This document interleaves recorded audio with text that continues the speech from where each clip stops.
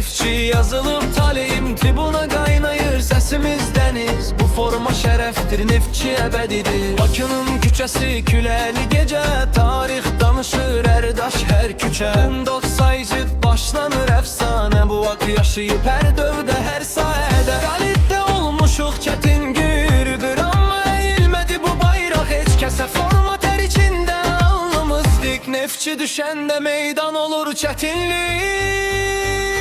Ağara ürək, döyünür ritmin, bu şəhər neftçi yazılıb taleyim tribuna qaynayır səsimiz dəniz. Bu forma şərəfdir, neftçi əbədidir.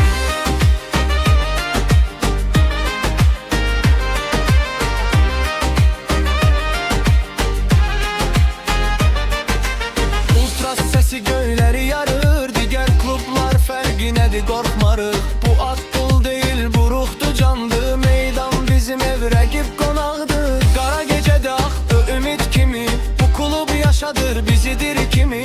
Uşaqdan böyüyə bir sevda var, neftçi deyəndə susur bütün azar. Bu tək klub deyil, həyat tərzidir, bu ad sinədə daşıdığın qürurdu bil. Düşsəydə qalxarıq, yolumuz uzun, ağ qara bayraqla gedirik sonuna dək. Ağ qara ürək, döyünür ritmin, bu şəhər neftçi yazılıb taleyim. Sönməz bu sevda, bitməz bu iz, neftçi yaşadıkça biz varıq bizi.